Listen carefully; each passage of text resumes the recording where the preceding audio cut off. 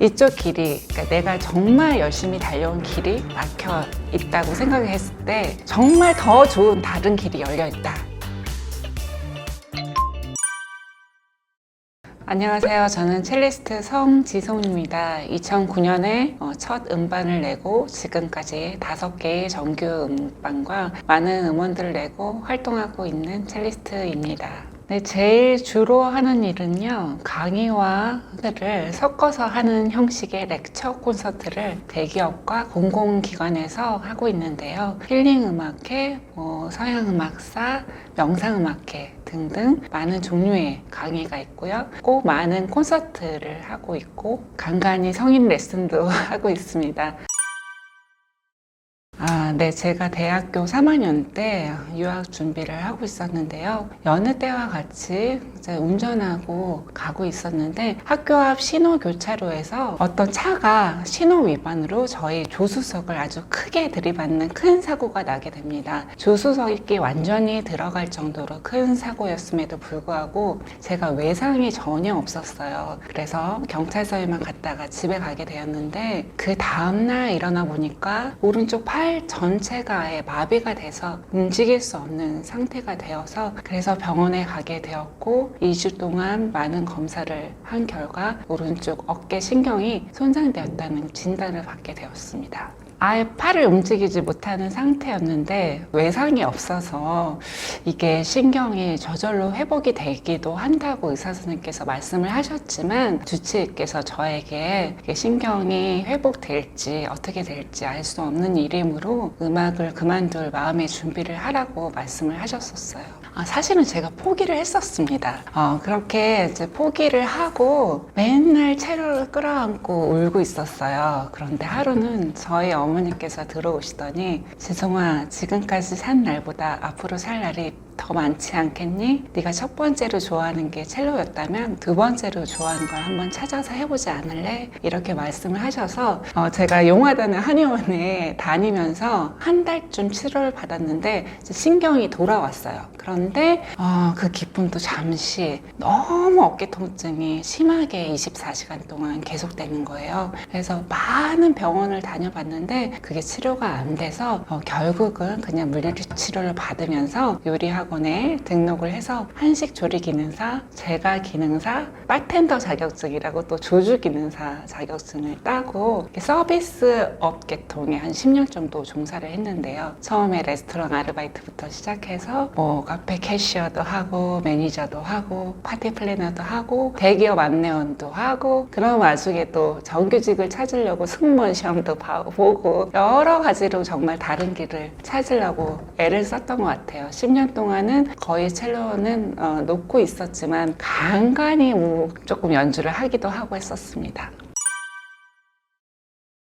굉장히 치명적인 일이고 거의 재기가 불가능한 일이죠. 10년 동안 그랬으면. 근데 제가 정말 서비스업 개통을 하면서 10년쯤 지난 어느 날 진짜 바쁘게 생활을 하고 있었는데 가슴 한 구석이 텅 빈 것 같은 생각이 드는 거예요. 그래서 왜 그런가 생각을 해보았더니 그래, 내가 그렇게 어렸을 때부터 좋아했던 음악을 못하고 있지 라는 생각이 들었고 그때까지는 첼로를 다시 할 용기가 없었고 컴퓨터 음악 작곡이 그때 붐일 때였어요. 그래서 제가 그거를 독학으로 공부를 해서 그 관련 업종에 취직을 하게 됩니다. 그래서 영상음악을 만들어주는 그런 일을 했었어요.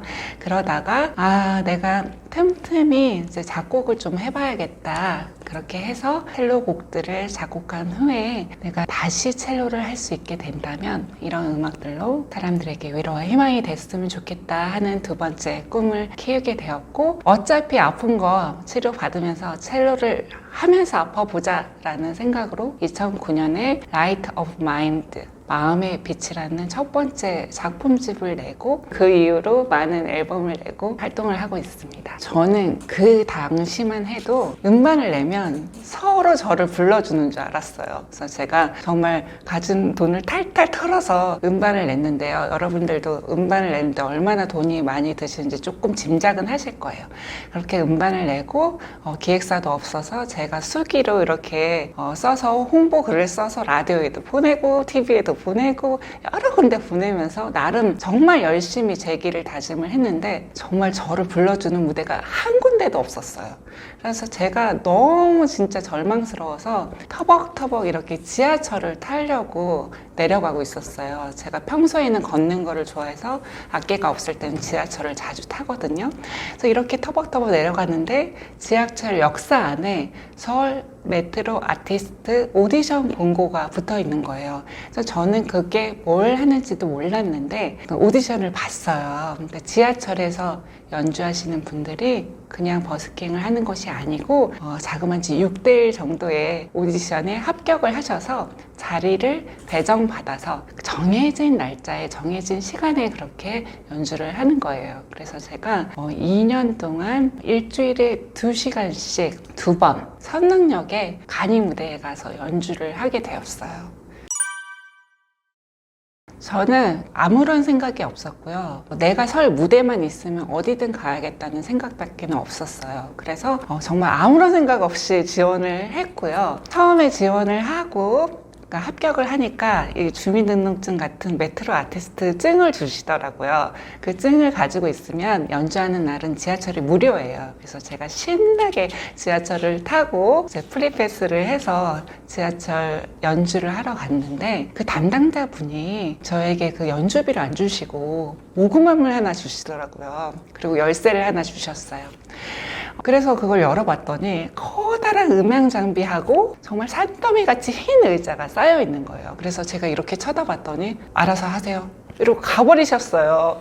그래서 모든 사람들이 그런 식으로 연주를 했던 거예요. 그래서 제가 어떡하지 하면서 사방에 전화를 해서 이거 어떻게 음향 장비 켰는지부터 물어보고 제가 조그만 반주 음악을 가지고 갔었어요. 이제 나름 대중들이 좋아하는 음악을 한다고 생각을 해서 가요라든지 이런 반주 음악을 만들어서 갔었거든요. 그걸 틀고 의자를 세팅하고 이제 연주를 시작했는데 그야말로 정말 너무 비참하고 초라하고 내가 왜 여기서 이런 거를 하고 있어야 되지? 라는 생각이 들었어요. 그리고 정말 여러 가지 일이 있었는데 이만큼 낮술 취하신 어르신이 오셔가지고 너는 트로트는 못하냐? 트로트를 해봐라? 뭐 이러고 지나가시는 분들도 계시고 시끄럽다고 막 소리를 지르면서 가시는 분들도 계시고 정말 여러 분이 계셨어요. 그런데 어느 날 너무너무 추운 날이어서 손가락이 이렇게 보라색으로 부은 날이었어요. 그렇게 추운 날씨여서 제가 연주 준비를 하고 있었는데 제 눈앞에는 아무도 안 계셨어요. 제가 눈을 감고 한 곡을 끝까지 연주를 하고 눈을 딱 떴는데 제 눈앞에 한 100여 분이 계시는 거예요. 근데 그분들이 그 추운 날씨에도 불구하고 안 가시고 제 연주를 들어주셨어요. 그때 제가 가슴 쿵 와닿는 무언가가 있었어요.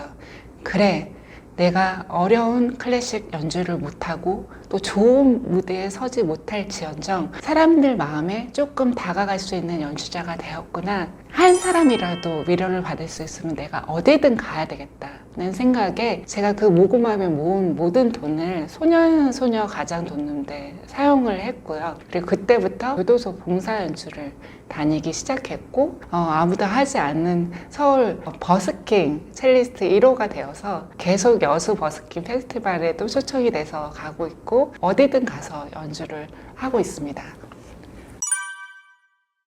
제가 그 모금함이 있었다고 말씀을 드렸잖아요. 근데 거기 돈만 들어있는 것이 아니고 이제 쪽지들이 간혹 들어있었어요. 어떤 학생이 언니 저 고3인데 제가 언니처럼 보였었나 봐요. 고3인데 너무 힘든데 언니 연주를 보면서 힘을 얻었어요. 감사합니다. 이렇게 웃는 표시하고 가고 어떤 분은 직장인인데 너무 일과가 힘들었는데 연주를 듣고 힐링이 됩니다. 성지성 씨도 힘내세요. 이런 쪽지가 있었을 때 너무 막 큰 힘이 됐고요. 또 어떤 분은 오셔서 감동받았다고 손을 잡아주시는 분들도 계시고 그리고 제가 인맥이 전혀 없었는데 한 분씩 와서 명함을 주시고 가시고 또 연주 부탁을 하시고 그렇게 돼서 인맥이 굉장히 넓어지는 계기가 되었어요. 그만두게 된 가장 큰 계기는 제가 만삭 때까지 연주를 했거든요. 그래서 아이를 출산하기 한 달 전까지 제가 연주를 하다가 출산을 하면서 이제 그만두게 되었고요. 다시 지원을 하려고 하다가 그때는 제가 좀 또 바빠지기 시작을 해서 감사하게 또 설 무대들이 생기기 시작해서 그만두게 되었습니다. 아직도 그 추억들이 많이 생각이 나고요. 그때 또 대중들이 좋아할 만한 음악들을 많이 연습한 게 지금까지 저의 레퍼토리가 되었답니다. 얻은 게 지금 말씀드린 것처럼 대중들이 좋아할 만한 그 곡이 무엇인가, 어떤 곡을 했을 땐 반응이 굉장히 좋고 어떤 곡을 했을 땐 약간 시큰둥하고 그런 것을 많이 이제 공부를 하게 되었고요. 어떤 곡이 사람들에게 마음에 와닿을 수 있을까라는 그런 공부들을 많이 하게 되었고 또 소음에 민감한 제 귀가 트레이닝이 많이 되었습니다. 그 후로 가수들 콘서트 기회가 굉장히 많았어요. 유명한 가수들부터 인디 뮤지션까지 많은 분들과 콘서트, 녹음 이런 걸 하게 되고 최종병기의 활, 그 영화 아시죠? 그 영화 OST 옛날 드라마 내 이름 김산수부터 시작해서 그런 OST 녹음을 많이 하기 시작했어요. 그렇게 녹음을 하면서 조금씩 이제 무대가 넓어지면서 제가 다른 클래식 첼리스트와 다르게 반주 음악과 앰프를 들고 다닐 수 있는 아티스트예요. 그래서 꼭 음향 장비가 없는 공간에라도 제가 갈 수 있기 때문에 전시회장에도 가고 또 갤러리 연주, 길거리 어디든 제가 갈 수 있기 때문에 이렇게 저를 불러주시는 폭이 굉장히 넓어지신 것 같아요. 처음에는 한없이 원망스러웠고 10년 동안 다른 일을 하면서도 굉장히 다른 친구들을 부러워했어요. 그리고 제가 아예 친구들하고 연락을 다 끊어버렸어요. 음악하는 사람들 지금도 연락하는 사람이 별로 없거든요. 유학을 갔다 와서 리사이틀 이런 연주회를 하면 초청장이 날라오면 저는 너무 눈물이 나서 거기에 갈 수가 없는 거예요. 그래서 너무 자격지심이라고 할까요? 계속 그런 게 있어서 사실은 제가 유학을 가려고 굉장히 많이 노력을 했어요. 다 이제 나이 들어서 토플 학원에도 가고 여러 번 정말 시도를 해서 몇 년 전에는 어느 대학교에 합격 통지서도 날라왔었고 그때 아이가 있었는데 같이 가려고 다 준비를 하다가 또 못 가게 되고 작년까지만 해도 굉장히 저에게 그 유학을 못 갔다 온 그거에 대한 자격증신 같은 게 있었던 것 같아요. 왜냐하면 우리나라에서는 어디 출강을 하더라도 유학을 안 갔다 오고 제가 학사 그 졸업장밖에 없어요. 석사 졸업장도 없거든요. 그러면 아무리 실력이 뛰어나도 어디에든 강의를 할 수가 없는데도 불구하고 제가 감사하게 추계예술대학교 실용음악과에서 12년 동안 강의를 했습니다. 하지만 지금은 어디에 들어가려도 들어갈 수가 없어요. 그래서 그거에 대한 약간 지금도 그런 게 남아있지만 뭘 하면서 극복을 했냐면요. 지금 기업 강의를 하면서 그런 게 많이 회복이 되었던 게 각 기관에 이제 국장님들이 오는 아주 대단하신 분들이 오는 그런 강의에 갔었는데 그런 강의에 제가 설 수 있는 것만으로도 자격지심 같은 게 많이 회복이 되고 제가 자신감이 많이 회복이 된 것 같습니다. 제가 한 가지 예를 들어드리자면 어제도 제가 한 기업에 이제 승진 축하 콘서트를 다녀왔어요.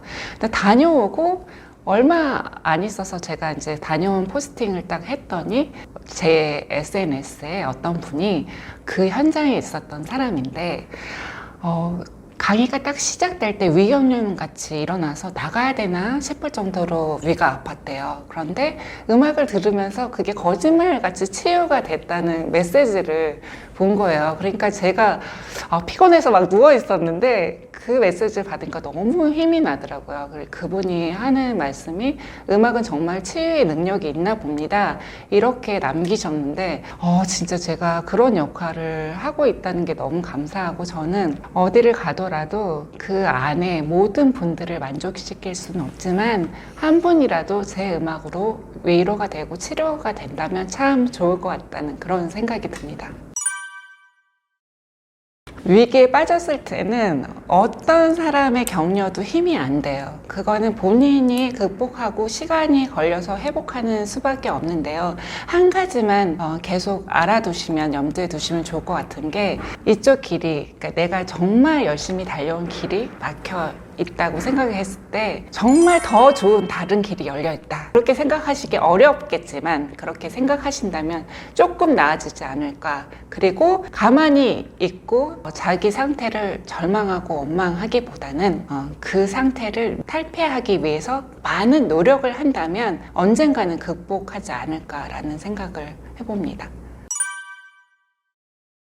저는 서비스업을 하면서도 굉장히 즐겁게 했어요. 그리고 제가 정말 어렸을 때부터 첼로만 했기 때문에 너무 많은 경험을, 색다른 경험을 한다는 게 재미있었고, 또 정말 다른 사람들을 만나니까 그것도 좋았고, 그렇게 되게 즐겁게 긍정적으로 생활을 했던 것 같아요. 내가 꼭 첼로를 안 하더라도 즐겁게 살 수 있다라고 생각을 했는데도 불구하고 10년쯤 지나니까 정말 좋아하는 게 음악이었구나 라는 생각이 들어서 이제 그렇게 다시 돌아오게 되었지만, 어느 순간에서도 그 즐겁게 긍정적인 마인드 그리고 희망을 잃지 않으면 더 좋은 길이 열리지 않을까라고 생각합니다. 혹시 그런 말 있잖아요. 늦었다고 생각할 때가 가장 빠를 때이다. 제가 이런 말을 하면 어떤 후배가 저한테 그러는 거예요. 늦었다고 생각하면 진짜 늦은 거야 누나, 그렇게 말을 하는데 저는 그렇게 생각하지 않거든요. 제가 기업 강의를 가다 보면 제가 꿈은 나를 일으킨다 라는 제목으로 강의를 할 때가 있어요. 근데 어떤 분이 제 강의 듣기 전에 그거 띄어진 것만 보시고, 아, 꿈은 나를 피폐하게 하는데, 이러고 지나가시는 거예요. 정말 대단하신 국장님이 그렇게 말씀을 하시고 지나가시는데, 다 끝나고 나서 저에게 오시더니 아까 제가 한 말에 대한 사과를 하겠다고 하시면서 꿈은 나를 일으킬 수 있고 새로운 시작을 할 수 있다는 그런 감명을 받았고, 내가 남자고 나이가 들어서 눈물이 많아지는가 했더니 감동을 받아서 계속 눈물이 나왔다 하면서 나의 자녀들에게 내 얘기를 꼭 해주겠다, 그렇게 말씀을 하셨어요. 늦었다고 생각할 때가 가장 빠를 때이다 라는 말을 저는 진짜라고 생각을 하고요. 지금 모든 사람이 꿈을 이루고 살지는 않잖아요. 그리고 저같이 좋아하는 일을 하면서 사는 사람이 많지 않다고 생각해요. 하지만 그럴 때 본인이 뭔가 내가 뭘 할 때 가장 행복한가를 생각을 해보면서 그거를 찾아서 지금 늦지 않았으니까 해보면 어떨까라는 생각이 들어요. 저한테 첼로를 배우던 성인 제자들이 있었는데 목공을 많이 하시더라고요. 일은 다른 일이 있는데 목공을 하시면서도 굉장히 행복해하고 또 첼로를 배우면서도 굉장히 행복해하시고 그래요. 그래서 내가 꼭 내가 좋아하는 일을 하지 못하더라도, 일로서는 못하더라도 내가 행복할 수 있는 일을 찾아보자 라는 게 하고 싶은 말입니다. 행복하게 긍정적인 마인드로 노력하는 자에게는 반드시 기회가 찾아온다 라고 믿고 화이팅 하세요. 이 곡은 제가 작곡한 곡인데요. 살다 보면 힘든 날들이 많이 있는데 어제보다 오늘이, 오늘보다 내일이 나으면 좋겠다는 생각으로 제가 작곡한 더 나은 내일을 위하여 들려드리겠습니다.